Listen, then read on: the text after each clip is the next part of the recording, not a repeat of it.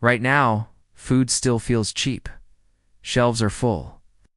Prices rise slowly enough that most people barely notice. And that's exactly how every major food crisis begins. It's not with empty stores, but with comfort, with normalcy, with people assuming tomorrow will look like today. But behind the scenes, the math is already breaking. Inflation is eating purchasing power. Fuel costs are pushing transport prices higher. Fertilizer shortages and climate pressure are shrinking yields. Governments don't warn early, and stores don't sound alarms. Prices don't jump all at once. They grind higher, week by week, until suddenly the foods you once grabbed without thinking are rationed, restricted, or out of reach. Regret always comes later. People never say, "I wish I hadn't prepared." They say, "I should have bought it when it was cheap." This is that moment, the calm before the reset. What you stockpile now decides how hard the future hits you. Number 1. Rice looks boring, ordinary. Something people walk past every day without a second thought. That's exactly why it becomes dangerous during a crisis. Rice is cheap, not because it lacks value, but because it is everywhere. When something feeds billions, lasts for years, and delivers pure calories at the lowest possible cost, it never stays cheap forever.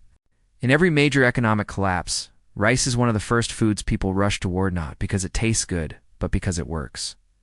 When inflation accelerates, families instinctively shift toward bulk calories. Meat becomes expensive. Fresh food spoils. Snacks disappear. Rice fills the gap because it stretches meals, quiets hunger, and keeps people functioning. That sudden demand hits a fragile system. Rice production depends on stable weather, heavy water use, fertilizer, fuel, and global trade. When even one of those breaks, prices don't creep up, they jump. Export bans appear. Limits show up on shelves. The same bag you once ignored becomes twice the price, if you can find it at all. History repeats this pattern again and again. During shortages, rice doesn't vanish because there isn't enough food. It vanishes because everyone wants the same thing at the same time. Panic buying clears shelves in hours, not weeks. And once that happens, restocking slows, prices spike, and availability becomes unpredictable. People who planned ahead feel stable. People who didn't feel trapped. Rice matters because it buys time. It buys calm. It buys choices. A pantry with rice means you can stretch whatever else you have. Without it, every meal becomes a problem to solve under pressure. Hunger changes behavior, makes people desperate, short-tempered, and reactive. Rice acts as a buffer between you and that mental collapse. The biggest mistake people make is assuming rice will always be there because it always has been. That assumption only holds until it doesn't. When shelves empty, nobody cares what rice cost last month. They care whether they can get it at all. By then, regret is expensive. This is why rice isn't optional in a cheap food stockpile. It is the foundation, the base layer, the quiet insurance policy that turns chaos into something manageable. You don't stockpile rice because you expect the worst tomorrow. You stockpile it because when tomorrow changes, rice stops being cheap first. Number 2. Dry lentils protein is where food crises turn serious. When prices rise, people don't feel it first in rice or grains. They feel it when meat becomes a luxury, when eggs are rationed, when dairy shrinks in size and doubles in price. Protein disappears quietly, and when it does, strength, energy, and health go with it. That's where dry lentils come in, ignored, underestimated, and dangerously misunderstood. Ow. Lentils are cheap because they don't look impressive, don't come frozen, seasoned, or ready to eat. They sit on shelves in plain bags waiting, but nutritionally, they punch far above their price. Lentils provide protein, fiber, iron, and slow-burning energy that keeps the body working when calories are limited. In economic collapse, that combination matters more than comfort or taste. It's the difference between staying functional and slowly breaking down. When money loses value, protein becomes the first thing families cut back on. Meat prices react instantly to fuel costs, feed shortages, and transport issues. Lentils don't. They are dry, shelf-stable, and globally grown. They survive shipping disruptions better than refrigerated food and last for years without power. That's why in crisis zones around the world, lentils show up again and again. It's not because they're trendy, but because they're reliable. There's also a psychological mistake people make with lentils. They assume cheap protein will always exist somewhere. That assumption collapses under pressure. When demand spikes, lentils disappear faster than expected because everyone turns to them at once. Stores don't keep deep reserves. Once shelves empty, restocks are slow and prices reset higher. And just like that, what used to cost almost nothing becomes scarce and expensive. Protein deficiency doesn't feel dramatic at first. It feels like fatigue, weakness, slower thinking, poor decision-making. In a crisis that's dangerous, lentils help prevent that slow decline. They allow you to stretch grains into complete meals. They give structure to limited food supplies. They protect your body when stress is high and options are low. People regret ignoring lentils because the regret comes late. Nobody panics when lentils are cheap. They panic when meat is gone and lentils are gone too. That's the moment people wish they had stocked quietly, early, and without drama. Dry lentils aren't a backup food. They are a frontline defense against protein scarcity. They don't fail loudly. They fail suddenly. Once that happens, the cheapest protein left is already gone. Number 2. 3. Flour. Flour is not just food. It is control. In every serious economic downturn, flour becomes one of the most powerful tools a household can have because it turns scarcity into flexibility. While packaged foods disappear and prices spike, flour quietly remains one of the last affordable ways to turn basic calories into real meals. That is exactly why it never stays cheap for long. Flour matters because it multiplies what you already have. With flour, a small amount of oil, salt, or water can become bread, flatbreads, dumplings, or simple survival meals. Without flour, food options shrink fast. We are forced to rely on whatever is pre-made, expensive, or already scarce. In a crisis, flexibility is survival. Flour gives you that flexibility when everything else narrows. The danger is that flour looks permanent. People assume wheat will always be grown, mills will always run, and shelves will always be stocked. History proves otherwise. Flour prices react violently to fertilizer costs, fuel prices, droughts, and global conflict.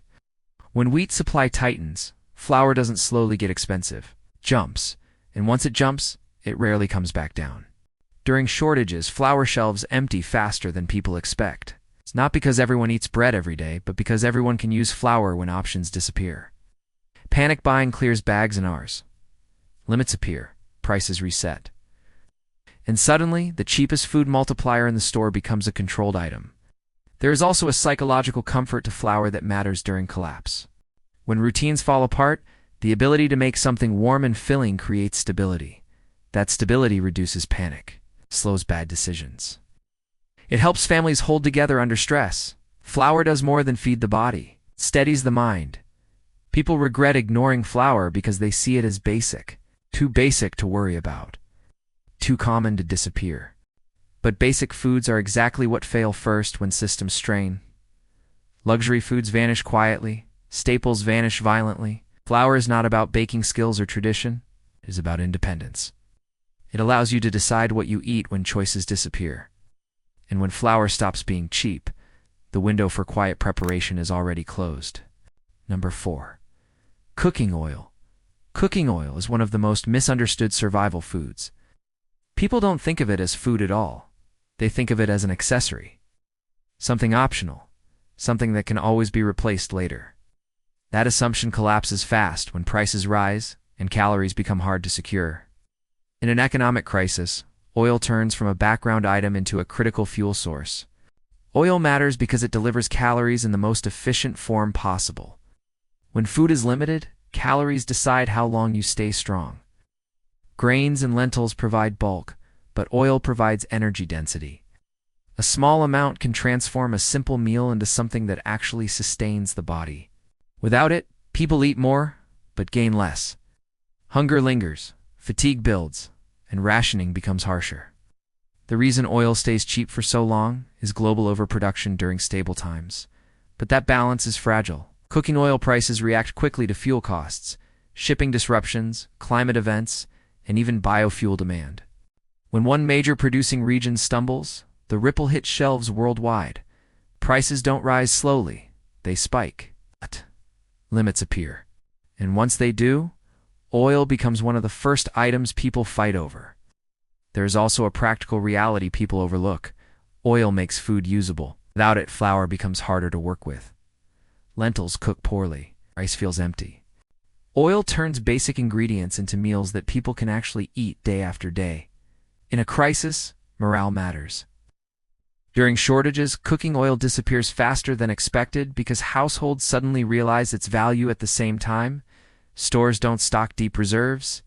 Restocking takes longer than people assume. And by the time shelves refill, prices are permanently higher. People regret not stocking oil because it feels boring, because it doesn't look like survival food. But survival isn't about excitement. It's about efficiency. Cooking oil is cheap today because most people ignore it. Tomorrow it won't be cheap because everyone needs it. Oil is not optional. It is fuel. And when fuel becomes scarce, everything else costs more. Number 5. Salt. Salt is the one item almost everyone forgets to prepare for, and that mistake shows up at the worst possible time. Salt feels permanent, unlimited. Something so basic that it barely registers as a concern. But in every serious crisis, salt becomes one of the most valuable resources a household can have. Not because it tastes good, but because without it, food, health, and survival begin to fail quietly and quickly. Salt matters because the human body depends on it. When stress is high, calories are low, and routines collapse, electrolyte balance becomes critical. Without enough salt, people experience weakness, headaches, dizziness, and confusion. In a crisis, those symptoms don't just feel uncomfortable, they lead to poor decisions. Poor decisions compound problems fast. Beyond health, salt protects food itself. It preserves, stabilizes, and extends shelf life. It allows basic ingredients to last longer and remain usable. Without salt, even stored food becomes less effective over time. Meals become harder to eat, harder to digest, and harder to rely on. Salt turns simple calories into sustainable nutrition. History makes this clear. During wars, famines, and economic collapses, salt has repeatedly become more valuable than money. It was traded, guarded, and rationed because people understood its role in survival. When supply chains break, salt production and transport slow down. Shelves empty quietly. Restocks take time. Prices rise sharply. And once salt becomes scarce, it doesn't return too cheap. People regret ignoring salt because the regret arrives silently. There is no dramatic shortage at first. It's just empty spaces where salt used to be. Limits on how much you can buy. Smaller containers at higher prices. By the time people realize what's happening, the window for easy preparation is closed. Salt is cheap today because it is taken for granted. That won't last. When systems strain, salt stops being background noise and becomes a necessity everyone suddenly needs at the same time. Stockpiling salt isn't about fear. It's about understanding how fast basic things turn into critical ones when stability breaks. This is how regret is created. Not by sudden disaster, but by quiet delay. By assuming cheap food will stay cheap. By believing shelves will always refill. History shows the opposite. When pressure builds, prices don't warn you. They punish you. The people who suffer most aren't the careless ones. They're the ones who waited too long to act. Preparation doesn't require panic. It requires timing, and timing is now. Stockpiling cheap food today isn't fear-driven. It's responsibility-driven. Small, boring decisions made early prevent desperate, painful decisions later. You still have options. You still have access. Use it while it exists, because once it's gone, no amount of regret will bring it back.